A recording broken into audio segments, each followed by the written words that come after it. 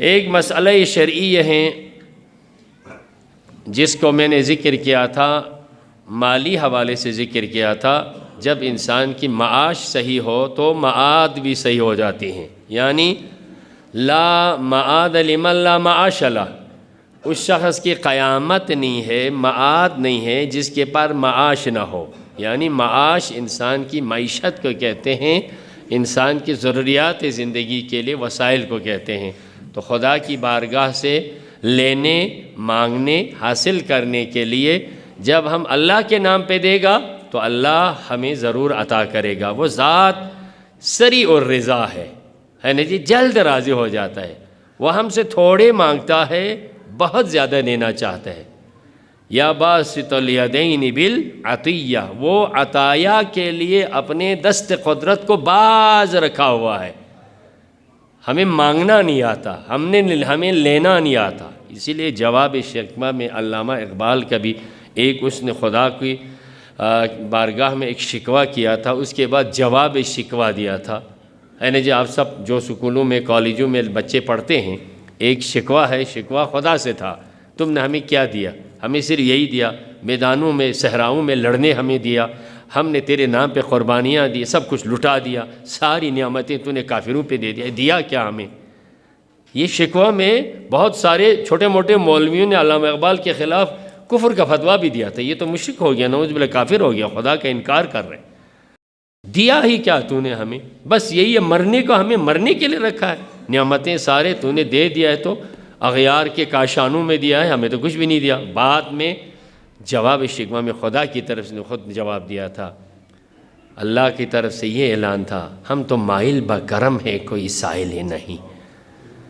اللہ کی طرف سے خود جواب دے رہے، کچھ دیا نہیں کہہ رہا تھا، بعد میں پھر اللہ کی طرف سے خود کہہ رہے ہم تو مائل بکرم ہے، کوئی ساحل ہی نہیں، راہ دکھلائیں کسے رہرو منزل ہی نہیں۔ تو ہمیں مانگنا نہیں آتا اللہ سے، لینا نہیں آتا ہم سے۔ تو ان میں سے ایک یہ ہے جو اللہ کے نام پہ تھوڑا دے دو، اللہ سے بہت سارے لے لو۔ حرام کی طرف نہ جاؤ، الحرام لا ینما، حرام سے کوئی برکت نہیں ہوتی۔ ان نمی لا یبارک فی، اگر حرام طریقے پر کمانا چاہیں تو ہاتھ میں آئے گا، لیکن وہ آتے ہوئے پتہ بھی نہیں چلا کہاں گیا، اس میں برکت نہیں ہوتی۔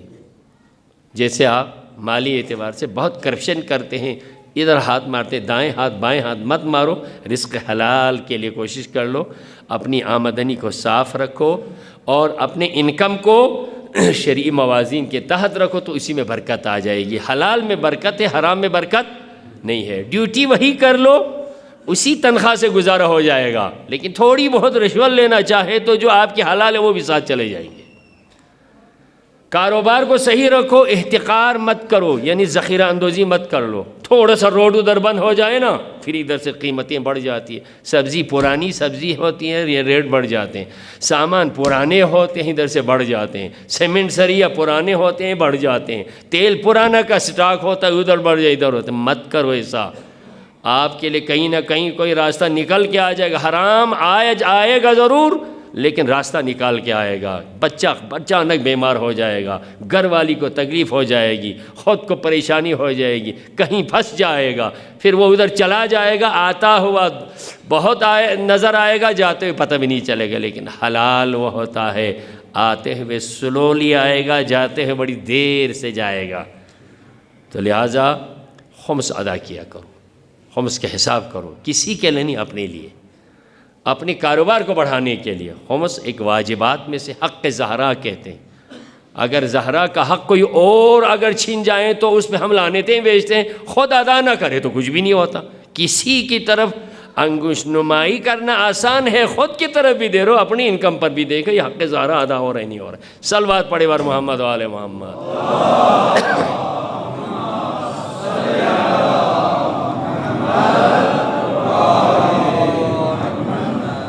ہم دین کے بارے میں بحث کر رہے ہیں، جو ہمارے نئے تشریف لانے والے عزیزان کے لیے گزارش ہے۔ دین یعنی کائنات کے نظام میں، نظام الہی قرآن کی نظر میں ہے، کیا اللہ کا نظام چل رہا ہے۔ دیکھیں صاحبان عقل ہے تو اس کو عقل سے تھوڑے سے کام لینا چاہیے۔ روایتی مجلس بھی میں پڑھ سکتا ہوں، روایتی عام سی مجلس پڑھ کے کسی موضوع پہ ادھر ادھر کر کے تھوڑے سے آپ کو ڈرائیں، تھوڑے سے جنت میں لے جائیں، پھر ادھر سے نکال دیں یہ وہ، لیکن دنیا وہ نہیں رہی آج دنیا کا زاویہ چینج ہو گیا ہے، خصوصاً مکتب اہل بیت کے حوالے سے دنیا اب اس تناظر میں دنیا ہماری طرف دیکھ رہی ہے، اگر کچھ کریں تو یہی لوگ کر سکتے ہیں، اگر کسی کو روکیں تو یہی کر سکتے ہیں جو مکتب اہل بیت کے معنی، وہ سارے مدیون ہیں، یہ سارے قرض ہے رہبر معظم کے خون کا، دنیا میں ایک تحول سے پیدا کر دیا ہے۔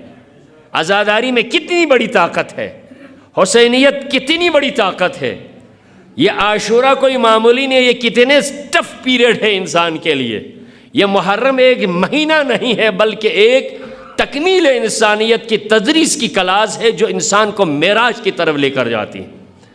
آج ہمارا وظیفہ بہت بڑھ گیا، تو انہی کے ذیل میں آج انہی کی وجہ سے پاکستان کا امیج بھی تھوڑا سا بڑا ہے، تو ہمیں اس پہ شکر بھی کرنا چاہیے۔ آج میں پہلے ذکر کر رہا تھا، آج سائن اس پر ہو گئے ہیں تو مراحل آگے بڑھنے والے ہیں، اس میں مصالحت بڑے سخت ہوتے ہیں جی، جنگ آسان ہے، لیکن جہاں کسی جنگ کو روک کر کسی ٹیبل پر آ کر وہاں مذاکرات کر کے اپنی موقف کو منوا کے سین دشمن سے لینا، یہ بڑا ٹف مرحلہ ہوتا ہے، بڑا سخت مرحلہ ہوتا ہے۔ آپ دعوت صلح حدیبیہ میں دیکھیں، پیغمبر نے جہاں صلح کیا تھا بڑی نقطہ چینیاں ہو گئیں، اپنوں کے بہت سارے اعتراضات ہوتے ہیں۔ صلح امام حسن کو آپ دیکھیں، بہت مشکلات سے اس پہ سین ہو گئے۔ آج وہی مرحلہ دنیا یہ کفر و شرک جو اپنے طاقت کے بل بوتے پر کسی انسان کو انسان نہیں سمجھتی تھی، کسی کو انسان تو چھوڑیں بلکہ اپنا غلام سمجھتے تھے، جہاں پر بھی چاہے اپنی منمانیاں کرنا چاہتے تھے، طاقت کی زبان دنیا میں استعمال ہوتی تھی، لیکن ان تمام طاقت کی زبانوں کو منہ سے کھینچ کر باہر کر کے ہاتھ کو مجبور کر کے سائن کروایا۔ یہ معمولی فتح نہیں ہے بلکہ یہ فتح مبین ہے، اسلام کی فتح مبین ہے، فتح عظیم ہے یہ، اس پہ ہمیں اللہ کا شکر ادا کرنا چاہیے۔ عزیزان محترم، تو لہٰذا عقلی زاویے سے ہمیں سوچنا ہوگا۔ دنیا ہماری طرف جب دیکھ رہی ہوتی ہے، دیکھیں چھوٹی سی کلاسیں ہوتی ہیں، چھوٹی سی کلاس کے معیار بھی نیچے ہوتے ہیں، ٹھیک ہے، سارے مسلمان الحمدللہ ہر کوئی اپنے اپنے طور پہ دین کی خدمات کر رہے ہیں، دین کا دفاع کر رہے ہیں، لیکن ہر کوئی یا تو پرائمری سطح پر ہے یا مڈلس یا ہائر سیکنڈری، لیکن جو آپ اگر ہائی لیول پر اگر دیکھا جائیں تو آپ اور میری طرف دیکھ رہے ہیں، اس لیے سوچنے کی ضرورت ہے، تعقل کرنے کی ضرورت ہے، مجالس کا رنگ الگ سے پیش کرنے کی ضرورت ہے، روایتی انداز سے نکلنے کی ضرورت ہوتی ہے۔ جیسے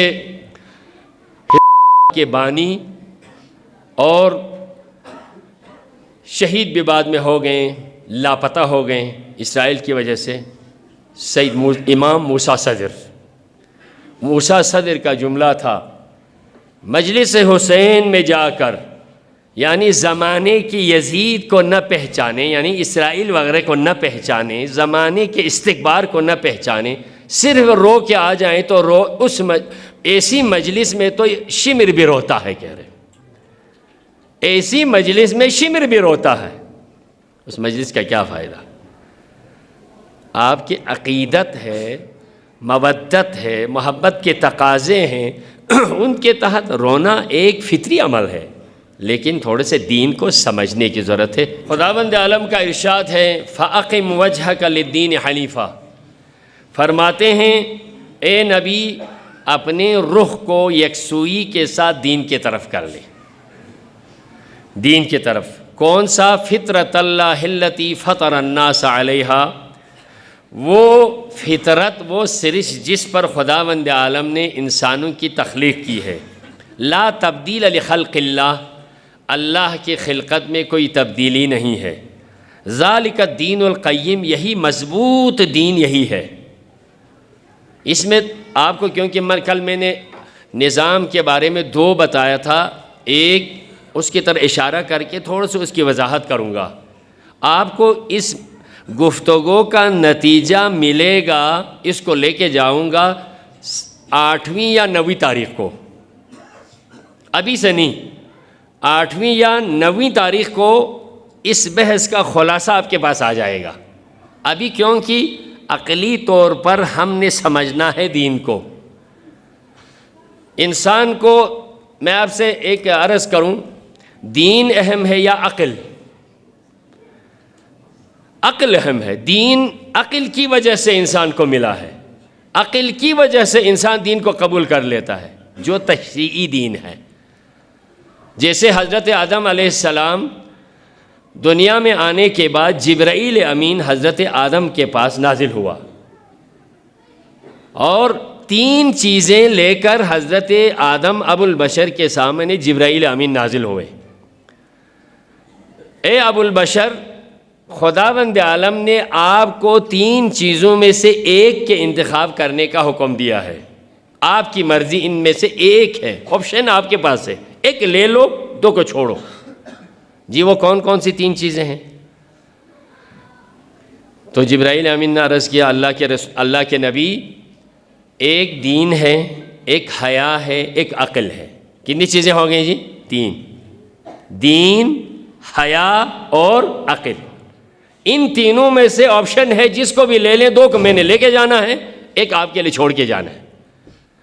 حضرت آدم ابو البشر نے غور و خوض کے بعد ہم انہی نبی کے اولاد میں سے ہمیں بھی دین کو یا حیا کو یا عقل کو، حضرت آدم نے تینوں میں سے عقل پر ٹک مار کیا، مجھے عقل چاہیے.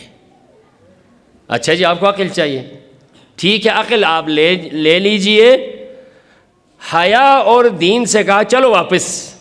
تو ان دونوں نے کہا، یا جبرائیل انا امرنا، ہمیں یہ حکم دیا گیا ہے ان نکون مع الدین، دین کے ساتھ رہنے کا، یعنی ان نکون مع العقل، ہمیں یہ حکم دیا گیا ہے ہمیں عقل کے ساتھ رہو، جہاں کہیں بھی عقل ہو ہم نے وہاں رہنا ہے. یعنی دین کا بھی حیا کا بھی، دونوں نے یہ کہا جہاں دین اور جہاں حیا. لیکن ہم تو یہ سمجھ رہے ہیں دین اور حیا بڑے ہیں، لیکن یہ دونوں یہ کہہ رہے ہیں حکم خدا تو ہے، لیکن جس طرح آپ کو حکم دے کر ہمیں نبی کے پاس بھیجے گئے ہیں، ہمیں یہ حکم دیا گیا ہے جہاں پر عقل ہوگی ہم نے عقل کے ساتھ رہنا ہے. تو عقل انسان کے لیے عظیم نعمت ہے، جس کی وجہ سے اللہ نے دین دیا ہے. تو کائنات میں اللہ کی طرف سے 3 نظام تھے. 3 نظام. ایک کیا ہے جی؟ شریعت ہے، نظام شریعت. ایک نظام فطرت، ایک اللہ کی نظام مشیت. یہ سمجھ آ گئی نا؟ کل تک ہم یہاں پہنچ گئے تھے. 3 ہے.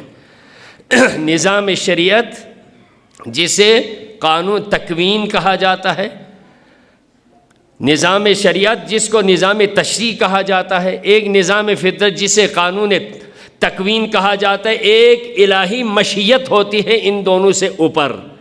اب آپ اس انداز میں دیکھیں، انشاءاللہ نتیجہ آپ کو ملے گا. خداوند عالم کی ذات وہ ہے جو خالق فطرت بھی ہے اور خالق شریعت بھی ہے. شریعت کی نظام بھی خدا کی طرف سے، فطرت کی نظام بھی اللہ کی طرف سے. فطرت میں مخلوق کی کوئی نہیں چلتی، لیکن اس سے اندازہ ہوتا ہے فطرت میں نہیں چلتی. مگر فطرت کی 2 قسمیں ہیں، ایک فطرت ثابت ہے، ایک فطرت متغیر ہے. جو فطرت ہے اس میں کوئی تبدیلی نہیں ہو سکتی، جیسے قرآن مجید کی آیت میں بھی ہے، لا تبدیل لخلق اللہ، اللہ کی اس خلقت میں کوئی تبدیلی نہیں ہے. جو نظام ہوتا ہے اس میں کوئی تبدیلی نہیں، جو اللہ کا فیصلہ ہے وہ فیصلہ ہو کے رہے گا. لیکن تھوڑی بہت ایسی بھی ہوتی ہیں فطرت میں. مثلا ابھی آپ یہ دیکھیں، تربیت کی وجہ سے فطرت متغیرہ میں تبدیلی ہو سکتی ہے. جیسے پیغمبر کی ایک حدیث ہے، ہر مولود، ہر ماں سے پیدا ہونے والا خدائی صفات توحید کے قائل ہو کر دنیا میں آتا ہے. آپ اس پر کسی نے بہت ہی تجربہ کیا تھا. ہر پیدا ہونے والے بچہ اللہ کی توحید پہ ہوتا ہے. تو آج سے تقریباً کوئی 700 سال پہلے ہندوستان میں کسی بادشاہ نے اس پر بہت بڑا کام کیا تھا. وہ خدا کو نہیں مانتا تھا، وہ خدا کو نہیں مانتا تھا. اگر فطرت میں ہی خدا ہے، خدا کی تلاش ہے، تو میں ذرا دیکھ لیتا ہوں میرا جو بچہ ہوگا میں اس کو دین سے دور رکھوں گا، میں اسے دین سے دور، واقعاً پڑھنے کے قابل ہے، اس کو بلوہر کہتے ہیں۔ بلوہر نامی عابد نے یوزاسیف نامی شہزادے کو، جو ایک واقعہ ہے علامہ مجلسی نے اپنی کتاب میں نقل کیا ہے، فطرت میں اگر خدا ہے، فطرت میں اگر خدا کی پرستش ہے، دینداری ہے، دین پجاری ہے، تو اگر ایسا ہے تو میں اپنے بچے کو کسی سے ملنے نہیں دوں گا۔ تو اس نے ایسا کیا، میں اس کی طرح نہیں جا رہا ہوں، آپ کو ایک حوالہ دے رہا ہوں، اس نے بچے کو کسی سے ملنے بھی نہیں دیا، کسی سے ملنے نہیں دیا بس۔ لیکن بچہ بڑا ہونے کے بعد خود بخود سے چیزوں کو دیکھ کر، خود بخود دیکھ کر اس نے یہ تلاش کرنا شروع کیا کہ میں اس دنیا میں آیا ہوں تو یا میں خود آیا ہوں یا کسی نے مجھے بھیجا ہے۔ اس لیے کہتے ہیں انسان کی فطرت میں توحید ہے، خدا جوئی فطرت میں ہے۔ اللہ نے اس کی اصلی اعضاء و جوارح میں خدا جوئی کو رکھ دیا ہے، فطرت کے اندر ہر انسان کے۔ لیکن ایسی بھی ہوتے ہیں، کبھی نظام دنیا کے حوالے سے کچھ فطرتیں ایسی بھی ہوتی ہیں جو فطرت ثانیہ بن جاتی ہیں، جیسے حدیث میں اسی حوالے سے اللہ تعالیٰ نے جب انسان کو فطرت میں رکھا تو تھا، لیکن فطرت ثابتہ میں تبدیلی نہیں ہوتی، فطرت متغیرہ میں تبدیلی آ سکتی ہے۔ جیسے پیغمبر نے فرمایا کل مولود یولد علی الفطرہ، ہر پیدا ہونے والے بچہ فطرت اسلام پر پیدا تو ہوتا ہے، لیکن مگر ابواہ یحودانہ وینصرانہ ویمجسانہ، خدا کو ماننے کے بعد تھوڑی سی تبدیلی تربیت کی وجہ سے ہو سکتی ہیں۔ اگر وہ دنیا میں مسلمان ہو کے آتا ہے، کلمہ گو ہو کے آتا ہے، توحید کے حقیقی عقیدے کے ساتھ دنیا میں آتا ہے، مگر اس کا باپ کیونکہ نصارہ ہے تو بیٹا بھی نصارہ ہو جاتا ہے، ماں باپ یہودی ہے تو بچے بھی یہودی ہو جاتے ہیں، ماں باپ مجوسی ہے تو بچے بھی مجوسی ہو جاتے ہیں۔ یہ ظاہری تشریعی طور پر اس فطرت پر انسان کی تربیت کا غلبہ آ جاتا ہے تو فطرت متغیرہ بدل جاتی ہیں، یہ ایک جملہ۔ لیکن جو فطرت میں ہے، جو خلقت میں ہے، فطرت کے دو اصول ہیں۔ اللہ تعالیٰ کے آپ کو بتایا مشیت فطرت کے ذریعے سے دنیا میں آتی ہیں، اس کے دو طریقے مشیت کے وجود میں لانے کے دو طریقے، آج اس کو سمجھانا میں نے۔ ایک ہے ایجاد، ایک ہے خلق۔ ایک ہے ایجاد، ایک ہے خلق۔ جو آپ کو کل ذکر کیا تھا نیچر اور ان نیچر ہے، نیچر جو ہوگا وہ خلق ہے، ان نیچر میں دیکھیں تو وہ مشیت کے تابع ہوتے۔ ان نیچر کے لیے خدا نے ایجاد کا لفظ بنایا ہے جسے امر کہتے ہیں، اور نیچر کو دنیا میں لانے کے لیے خداوند عالم نے خلق کا لفظ یوز کیا ہے قرآن مجید میں۔ زمین و آسمان کے بارے میں آپ دیکھ سکتے ہیں، آج میں آپ کو وہ آیت پڑھ کے سناؤں گا، صلوات پڑھیں تھوڑی سی۔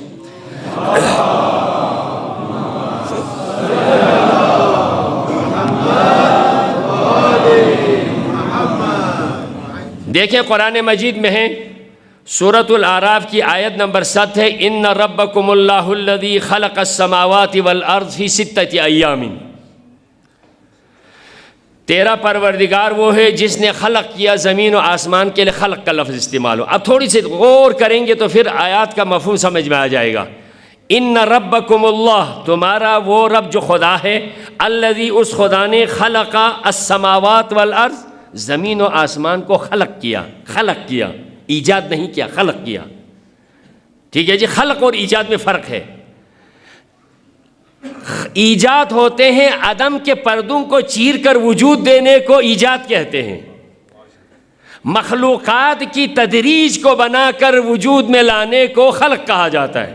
انسان کے لیے کہیں پر بھی، ہمارے لیے جہاں پر بھی ہے، انسان کو خلق کیا ہے۔ یا ایھا الناس انا خلقناکم من ذکر و انثی، اے انسان تمہیں ایک مرد اور عورت سے پیدا کیا ہے۔ یعنی تدریجی مراحل ہے، چیزوں کی ترتیبی مراحل میں جہاں خلق آتی ہے، امر ایسا نہیں ہے۔ ایجاد عدم کے پردوں سے نکالنے کو امر کہا جاتا ہے. اذا اراد شیئا ان یقول له کن فیکن. تو لہٰذا انسان خلق کی بھی نمائندگی انسان کرتا ہے, امر کی بھی نمائندگی. جو امر کے ہوتے ہیں وہ کارخانہ یہ کن کے ہے, وہ کارخانہ یہ کن ہے.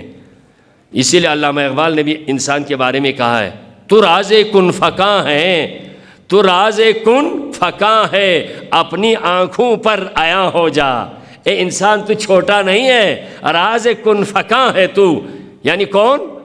ہمارے بابا آدم امر کے ذریعے سے پروردگار نے کہا تھا اب بن جاؤ تو بن گئے تھے.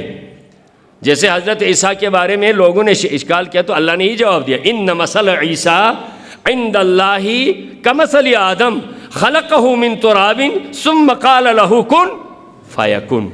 ہے نا جی, یہ کن خدا کے کارخانہ امر کا نام, اس فیکٹری کا نام جس میں بغیر کسی اور چیز سے ملاوٹ کے, مکس اپ ہونے کے, جہاں سے نقشہ خود ایجاد و ابداع ہوتی ہے, وہاں اس کارخانہ قدرت کو کارخانہ کن کہتے ہیں. مولا علی کی شان میں آپ کے ذوق کے لیے میں ایک اور اشارہ کر رہا ہوں. کارخانہ کن میں ہفتہ بند کاشی میں ایک شعر کا جملہ آتا ہے. ہفتہ بند کاشی وہ مولا علی کا قصیدہ ہے جو فارسی زبان میں آج تک نہ کسی کے قلم سے ایسا شعر نکلا ہے, نہ کسی زبان سے ایسا شعر پیش ہوا ہے. اس میں وہ کیا کہتے ہیں؟ اس نے وہاں پر بھی یہ کہا ہے مولا علی کی شان میں, نقش بند کا فنون از بدو فطرت تاکنون. اے علی, اللہ کے کارخانہ کن میں, کا فنون یعنی کارخانہ کن, کاف اور نون کو ملائیں تو کیا بنتا ہے جی؟ کن. نقش بند اس تصویر میں, اس پکچر میں, خدا کے کارخانے کے اندر جو نقش بند کاف و نون از بدو فطرت تاکنون, جہاں جب تک سے کارخانہ کن خداوند عالم نے سٹارٹ کیا ہے, یعنی اس میں نبی کی ذات سے ہٹ کر ہے, باقیوں کے حوالے سے نقش بند کاف و نون از بدو فطرت تاکنون, نا کشیدے چومہ رخسار تو نقش مبین. تیرے چہرے کی طرح کی نقشہ خدا کے کارخانہ کن میں کوئی نقشہ ابھی تک بنا ہی کوئی نہیں. اسے علی کہتے ہیں. اس سے پھر آپ کا شبہ ایسا نہ ہو کہ تو پیغمبر سے نہیں, پیغمبر کے نور کوئی اور ہے. اول ما خلق اللہ نوری ہے, پیغمبر کا نور سب سے پہلا نور ہے, اسی نور سے نور علی بھی ہے. انا و علی من نور واحد, وہ الگ ہے باقی مخلوقات کے حوالے سے. تو کارخانہ کن اس کارخانہ قدرت کو کہا جاتا ہے جس میں اللہ تعالیٰ نے اپنی مشیت کے ارادے سے مخلوقات کو عدم کے پردوں سے وجود کا ایک بہت بڑا ٹائٹل دے کر دنیا میں دے دیا. لیکن زمین و آسمان امر نہیں ہے, زمین و آسمان خلق ہے. اب تھوڑی دیر کے لیے سوچیں نا, ہم جس منزل پر میں آپ کو لے کے جا رہا ہوں, واللہ اگر آپ سوچیں گے, آپ کا عقیدے کو سلام پیش کرو. جو عقیدہ آپ کو ملا ہے, جو ولایت کا عقیدہ آپ کو ملا ہے, اس عقیدے کو, اس ماں باپ کو, سلف صالحین کو کروٹ کروٹ سلام پیش کرو. آپ کہاں کھڑے ہیں, آپ کس عقیدے پر؟ یہاں زمین و آسمان کے لیے ان ربکم اللہ الذی خلق السماوات والارض فی ستۃ ایام ثم استوى علی العرش. اللہ تعالیٰ نے 6 دنوں میں زمین و آسمان کو خلق کیا, پھر عرش پر. یہاں پر بہت ساروں نے لفظی ترجمہ کر کے اللہ عرش پر بیٹھ جاتا ہے, یہ سارے اللہ کے, آپ یہ دیکھیں یہ الفاظ سارے اگر دیکھا جائے انسان کے ظاہری طور پر سمجھنے کے نہیں, دل کی بصیرت سے اس کو سمجھنے کی ضرورت ہوتی ہے. وہ خدا یغشی اللیل النہار یطلبہ حسیسا والشمس والقمر والنجوم مسخرات بامرہ. لیکن جہاں پر زمین و آسمان کی بات آ گئی, زمین و آسمان کے لیے خلق کا لفظ استعمال ہوا, جہاں شمس و قمر آیا تو وہاں پر اللہ تعالیٰ نے مسخرات بامرہ, اللہ نے اپنے امر کے ذریعے سے ان کو مسخر کیا ہے. آگے یہ فرماتے ہیں اللہ کے مشیت کے تحت, اظہار مشیت کے 2 کارخانے ہیں. اظہار مشیت کے دو کارخانے میں آپ کو پہلے ذکر کیا، ایک خلق کا کارخانہ، ایک امر کا کارخانہ۔ الا لہ الخلق والامر، ارے خدا کے لیے ایک خلق کا کارخانہ بھی ہے، ایک امر کا کارخانہ بھی ہے۔ تو اس میں فرماتے ہیں تبارک اللہ رب العالمین، بابرکت ہے وہ خدا جو عالمین کا رب ہے، اپنے آپ کے لیے ایک نعرہ بلند کرتا ہے خدا، یعنی تبارک اللہ۔ انسان کی تخلیق پر بھی اللہ نے نعرہ بلند کر دیا تھا، فتبارک اللہ احسن الخالقین۔ وہ بابرکت ذات ہے جس نے انسان کو پیدا کیا تھا، اور یہاں پر بھی یہ فرماتے ہیں وہ ذات بابرکت ہے جس نے کارخانہ امر کے ذریعے اور کارخانہ خلق کے ذریعے سے عدم سے وجود میں دنیا کو، کائنات کو بنا دیا۔ وہ ہمارا خدا ہے۔ امر سمجھ میں آ گئے آپ کو؟ امر سمجھ میں آ گئے؟ نہیں تو میں آپ کو تھوڑی سی اور تفسیری نکات بیان کر رہا ہوں۔ آج امر کو سمجھنا ہے، امر کو سمجھیں گے تو پھر آپ صاحب الامر کو بھی سمجھ لیں گے۔ جملہ آ گیا آپ کے پاس، امر کو سمجھ لیں، باقی خلق اپنی جگہ، خلق کی کیا مجال ہے؟ خلق تو پروسیس میں آ کے بن جاتے ہیں، لیکن ابھی فطرت انسان کی نظروں میں نہیں ہے، فطرت کا علم انسان کے پاس نہیں ہے۔ چیزوں کو نکال کر اس میں سے دیکھ تو رہے ہیں، لیکن فطرتی تقاضوں کو ابھی تک انسان نہیں جان پائے، تو خلق کہاں، امر انسان کے سمجھ میں کہاں آ جائے گا؟ امر کو سمجھنے کے لیے اللہ تعالیٰ نے انتظام کیا ہے صاحب الامر کی۔ اسی لیے ہم کہتے ہیں کبھی سوچا آپ نے، کبھی سوچا ہے؟ سورہ القدر کو تو روز پڑھتے ہوں گے، تلاوت کرتے ہوں گے، ذرا اس کو پڑھ لیا آپ نے؟ شب قدر میں پورا قرآن سر پہ رہ کے آپ شبائے قدر میں دعائیں مانگتے ہیں، شب قدر کی آپ فضیلت بیان کرتے ہیں، لیکن کبھی اس پہ سوچا ہے آپ نے؟ امر کو میں ہی چھوڑ دیا، بس اس کی تشریح آگے جائے گی، لیکن اس کو ادھر لے کے جاؤ۔ سورہ انا انزلنا میں کیا ہے، تھوڑے سے اس امر کو سمجھنے کے لیے، بسم اللہ الرحمن الرحیم، انا انزلناہ فی لیلۃ القدر، ہم نے اس کو قدر والی رات میں نازل کیا۔ قدر والی رات آپ جہاں تلاش کر لیں، آپ 23 کو مان لیں، 27 کو مان لیں، جو بھی ہے، قدر کی رات تو ہے وہ اپنی جگہ۔ وما ادراک ما لیلۃ القدر، لیلۃ القدر خیر من الف شہر، یہاں تک سمجھ آ جاتے ہیں، لیکن کبھی آپ نے آگے سوچا آگے کیا ہوتے ہیں شب قدر میں؟ ایک تو قرآن نازل ہوا، چلو نازل ہوا تو ابھی تو نازل نہیں ہو رہی ہے، تو قلب رسول پہ نازل ہوا ہے نا جی؟ جملہ میں نے کہہ دیا، آپ سمجھ گئے نہیں سمجھ گئے پتہ نہیں۔ قرآن نازل ہوا شب قدر میں، لیکن آپ دوسری طرف عقیدہ بھی رکھتے ہیں 23 سال کے عرصے میں قرآن نازل ہوا، یہ کیسے؟ شب قدر میں ایک دفعہ میں نے ادھر ذکر کیا تھا مسجد میں، قرآن کے نزول کے دو طریقے ہیں، ایک یکبارگی قرآن نازل ہونا، ایک تھوڑے تھوڑے کر کے پہنچانا۔ اسی لیے قرآن کو آپ یہ دیکھیں تنزیل بھی کہتے ہیں، نازل کا لفظ، نزول کا لفظ یکبارگی کو کہتے ہیں، تنزیل کا لفظ جو ہے تدریج کو کہتے ہیں۔ قرآن پہنچانے کا مرحلہ آ گیا تو 23 سال کا عرصہ ہوا، نزول کا مرحلہ آ گیا تو شب قدر میں ہو گیا۔ شب قدر میں ایک بار نازل ہوا، لیکن اس رات میں اگلے حصے کو تھوڑے سے سمجھنے کی ضرورت ہے۔ تنزل الملائکہ، تنزل ملائکۃ والروح، فرشتے نازل ہوتے ہیں۔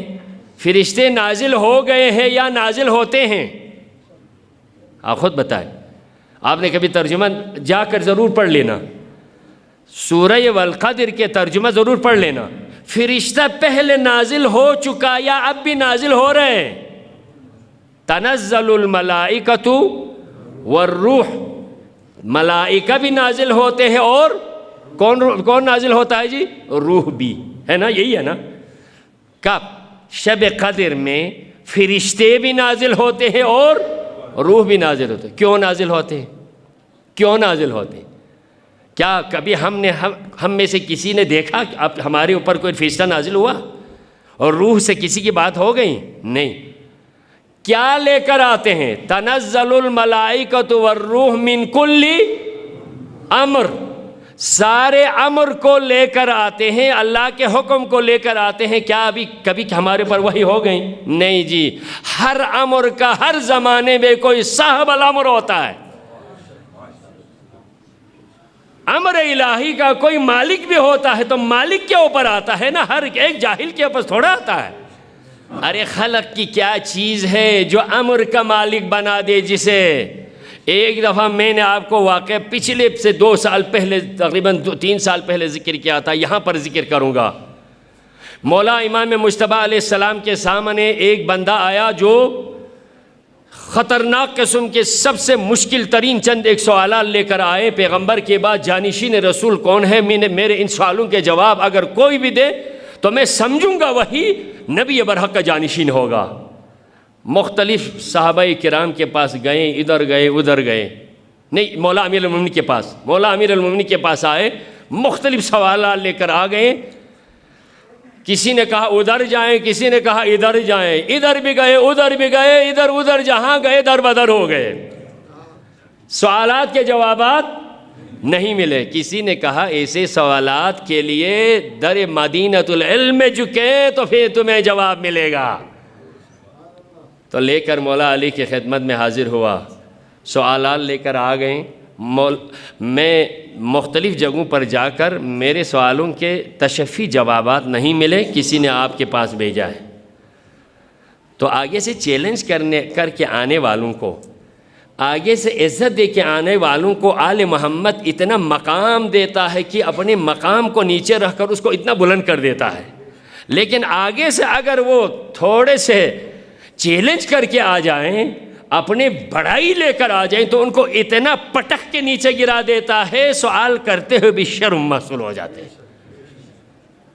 تو مولا نے فرمایا کیا سوالات ہیں؟ بڑے سخت سوالات لے کے آیا ہوں. اچھا جی، بڑے سخت سوالات ہیں جو ہمارے بہت سارے دانشور مل کر یہ سوالات بنائے ہیں، اور یہی آپ کے نبی کی نبوت کی گواہی کے لیے چیلنج کے طور پر میں آیا ہوں.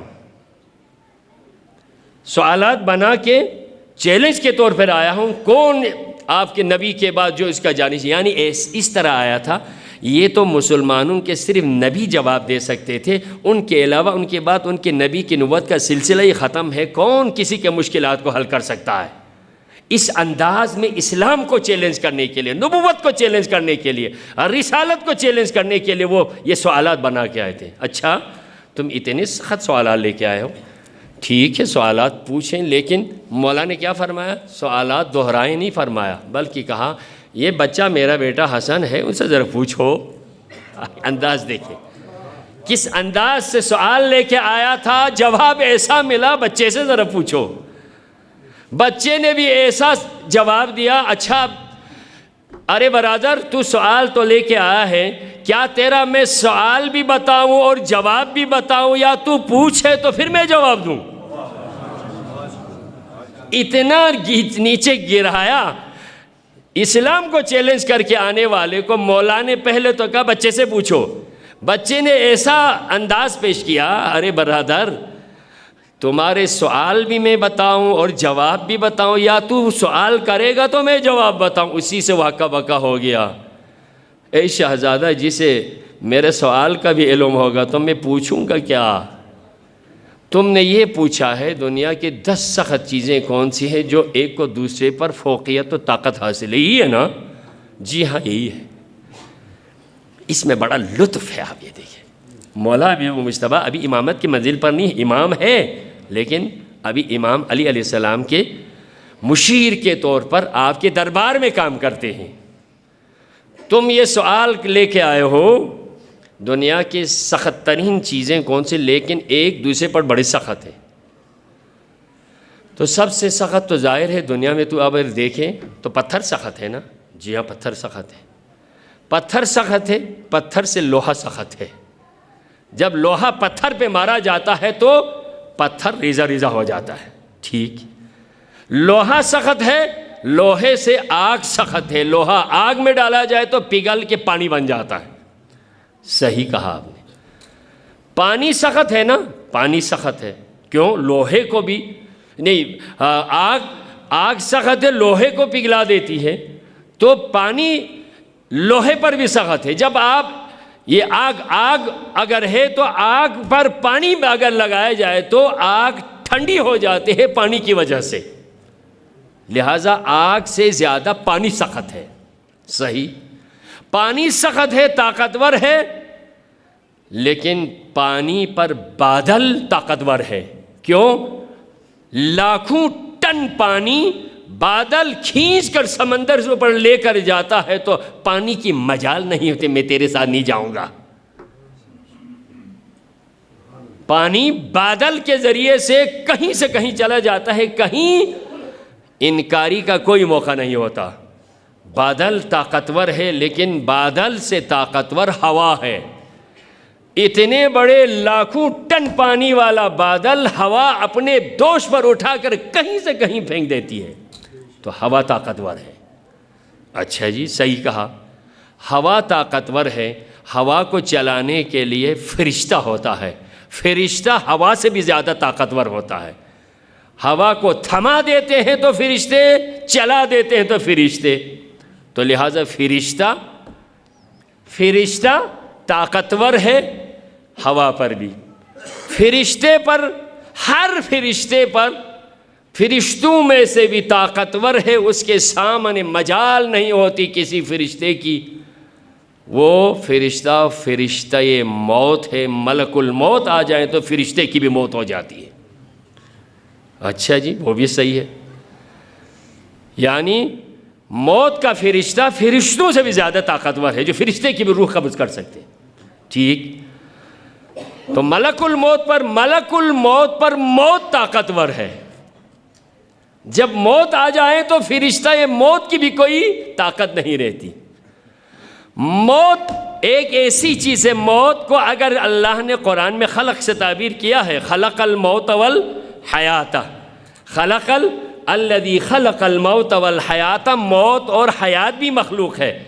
تو امام حسن مجتبیٰ فرما رہے ہیں، امام حسن مجتبیٰ فرماتے ہیں جو طاقتور چیزوں میں سے آخری موت ہے، موت پر طاقتور امر خدا طاقتور ہے، موت کی بھی مجال نہیں رہتی جب امر آ جاتا ہے۔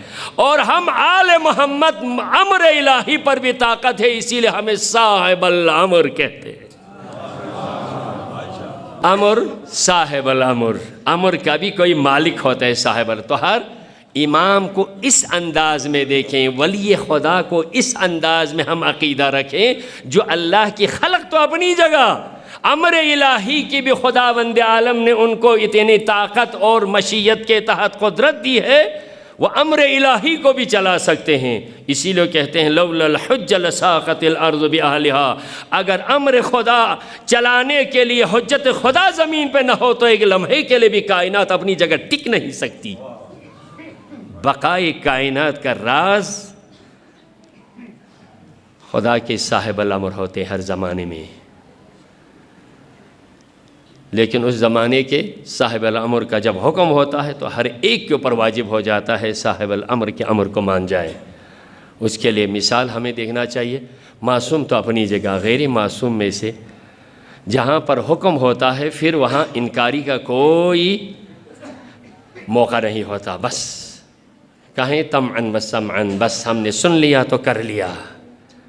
ان میں سے ایک جو زمانے کے امام پر اپنا سب کچھ قربان کرنے کے لیے تیار تھا، حکم امام کو سامنے رکھتے تھے، اس کی ایک مثال دے دوں آپ کو۔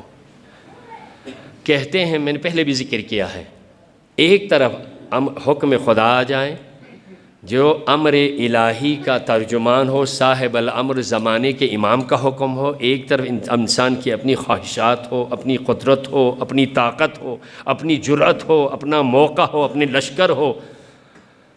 تو سب سے طاقتور کون سے ہیں؟ آپ نے دیکھا ہوگا جنگ صفین میں جس کے بارے میں میں نے پہلے ایک دفعہ تذکر کیا تھا نئے جوانوں کے لیے، ایران نے جنگ صفین کے حوالے سے ایک فلم بنائی تھی۔ تو اس سین کو پیش کرنے کے لیے مالک اشتر امیر المومنین کا علمدار ہے، جنگ صفین میں علمدار ہے۔ لیکن امیر شام جب ہارتے ہوئے نظر آتے ہیں تو امرآس نے ایک ایسی چال چلی کہ قرآن کو نیزے پہ اٹھا لیا، اور کوئی نہیں ہے امیر بچانے کے لیے، کوئی اور راستہ نہیں ہے، جنگی ہیلے کے طور پر قرآن کو نیزوں پہ چڑھاؤ، نہیں تو علی کے ہاتھوں دونوں مارے جائیں گے۔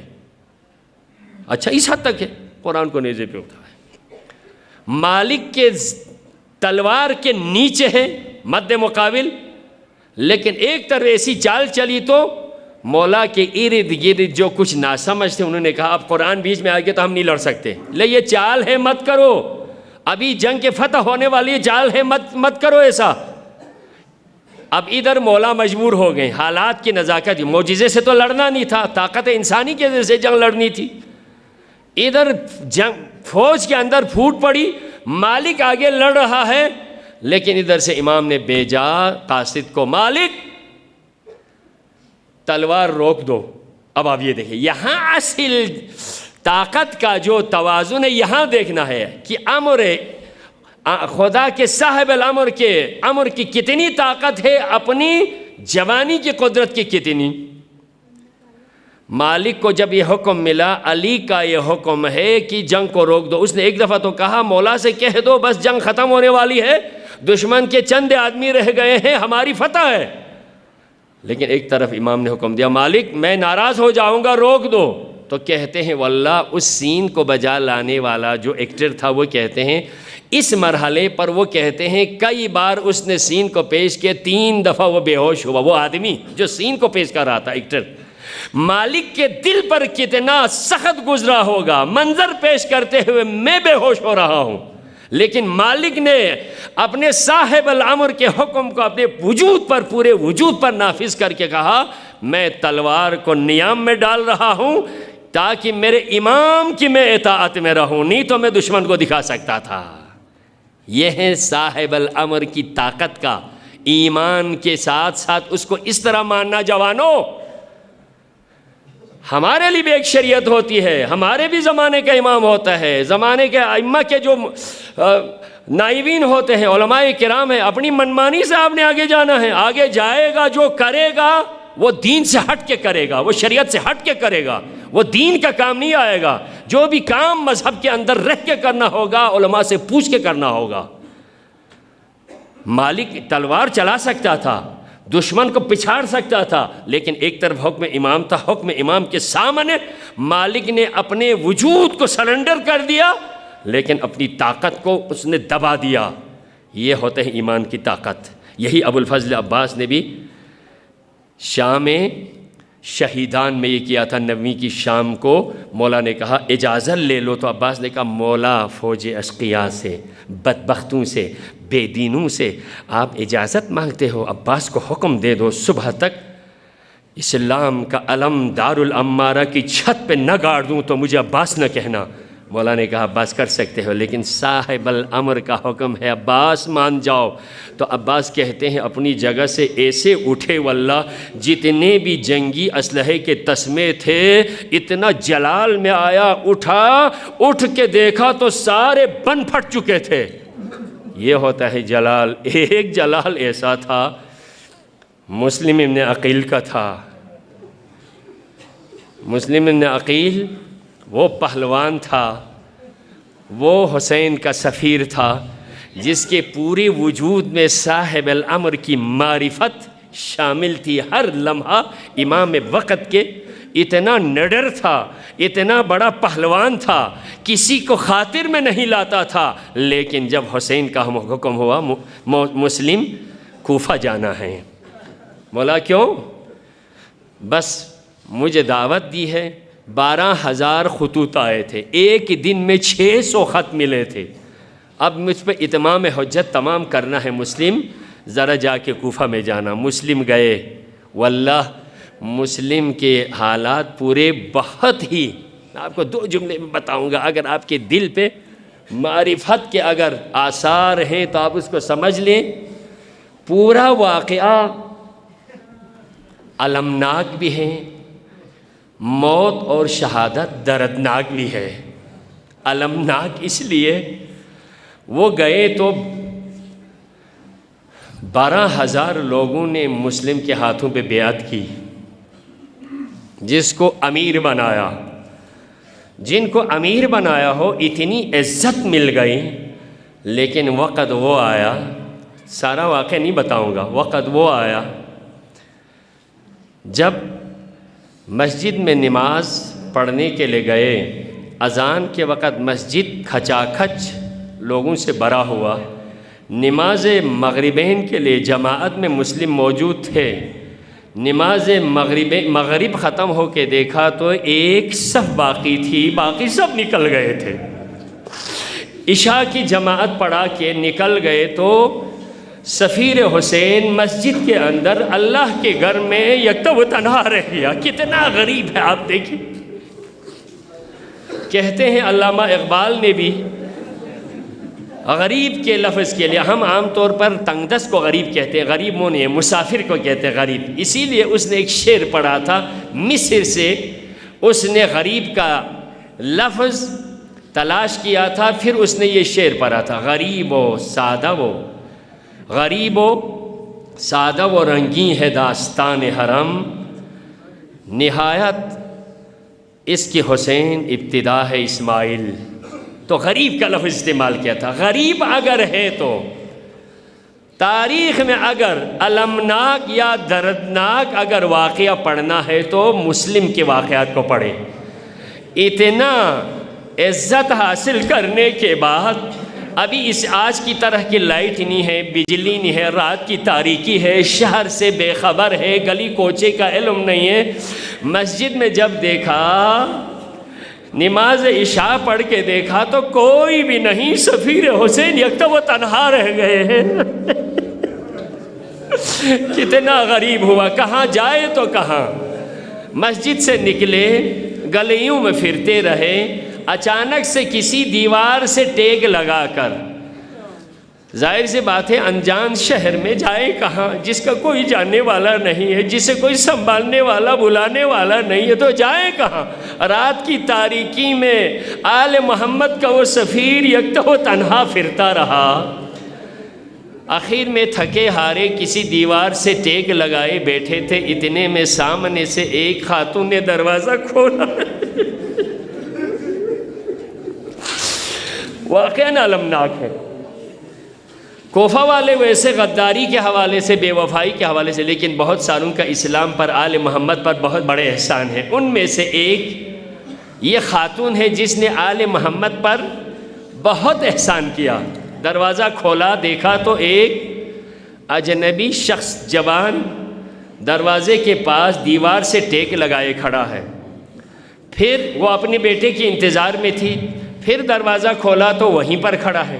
کہا، اے میرے بھائی، شہر کی حالت ٹھیک نہیں ہے، دروازے کے پاس نہ رہیے، آپ یہاں سے چلے جائیں، اپنے گھر چلے جائیں، ہمارے لیے بھی کوئی مشکلات کھڑی نہ ہو جائے، آپ یہیں سے چلے جائیں۔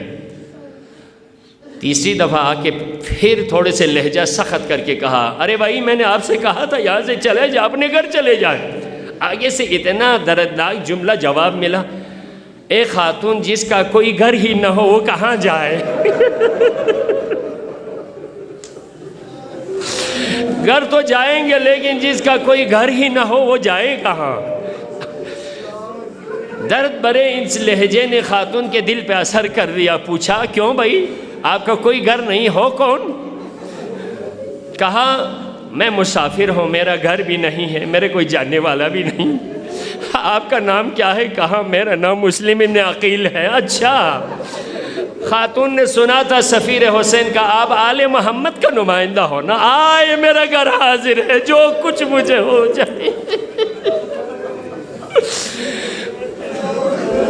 پناہ مل گئی، ظاہراً مل گئی، شکریہ ادا کیا اور کہا، انشاءاللہ اے خاتون مومنہ، آج تو نے مجھے یہاں پر پناہ دی ہے، میدان محشر میں ماں زہرا تیری شفاعت کرے گی۔ یہ مرحلہ بڑا سخت تھا، رات ہو گئی، دشمنوں کے ہاتھوں میں چال چلنے کی وجہ سے ہاتھ میں آ گئے، بس، اور میں آپ کو زیادہ نہیں سناؤں گا، آپ خود جانتے ہیں۔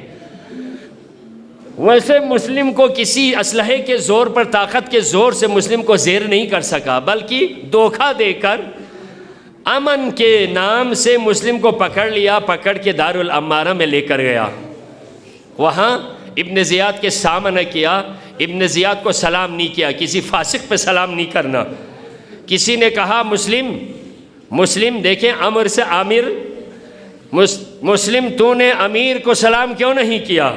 تو جرأت کو سلام مسلم، دشمن کے ہاتھوں میں اسیر ہو، کوئی جان پہچان بھی نہیں ہے، کوئی نہیں ہے، ناشناس جگہ پر اجنبی شہر میں دشمنوں کے نرغے میں ہاتھوں میں رسیاں باندھ کے اسیر اور قیدی کی طرح سامنے کھڑا کیا، تو کہتے ہیں کیوں امیر کو کیوں نہیں سلام کیا؟ آگے سے جواب آیا، میرا ایک امیر ہے، وہ مکہ میں ہے، وہ فرزند رسول حسین ہے، میں کسی کو امیر نہیں جانتا۔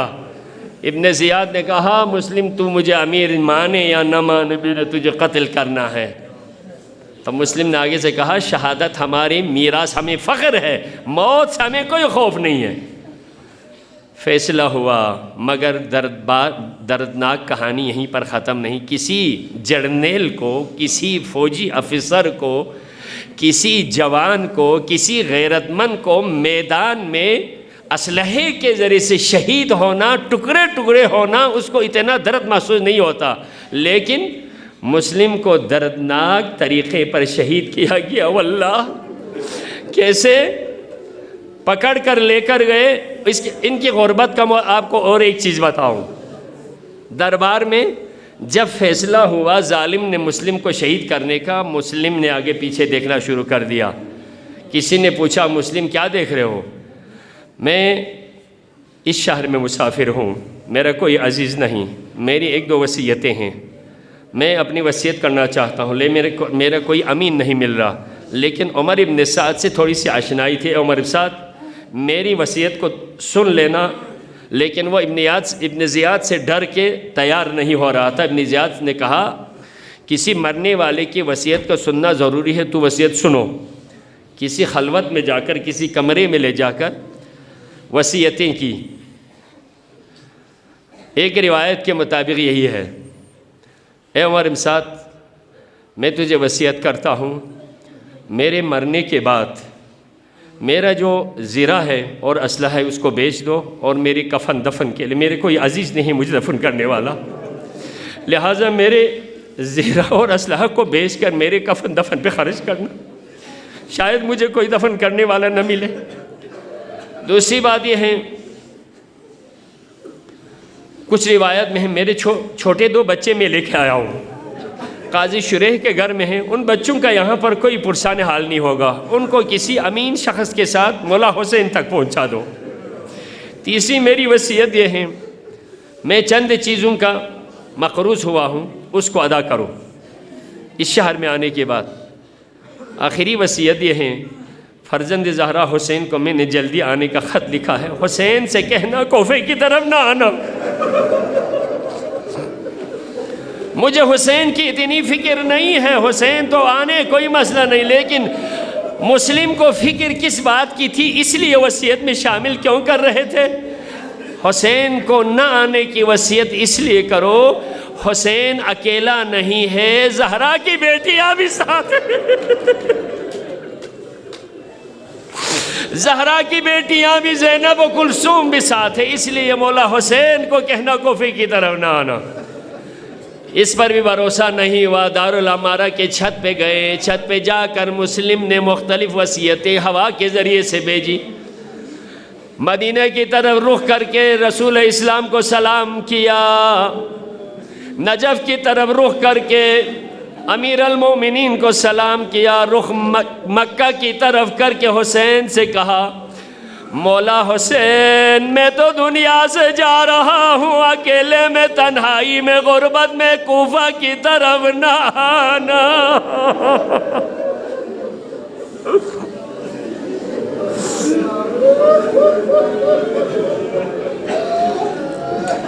O dopo sgure cabinu deva fincaletase من بعد سوانا زرکا جو حسین لانگا نرگل کھالا مشوق سے كفير لفغلا جازر بنا يوزمين والله إذ نظرت ناقل مؤمن كون Garagina nezika muslim shahid masom daxsan erguen ustrog boyodenchi darul amari sumtog handogna muslim zamini rolla serolla ishara bed varsamla salafok bana muslim shahid godiyot samen balki chibelo zarwana sahma kamola rasita zena shahar gali gali leskor لو حسین لیا خبر پکوانا حسینی کا ظلمی لو لگی فونو مسلم یا شہید صوبق پر روانگی اس کے تبین چخل مسلم ملکو سلے فونو دخصن تو نمان بیادا بن سمگوائی لو حسینی تیتا بونگا بوسا یاش سکھ پکا ظلمی لو لگی بابا یاری کا لغ پیسوس کور گنچی سونگا یاری کنگو کانچی سمسوگا وسيعلم الذين ظلموا أي منقلب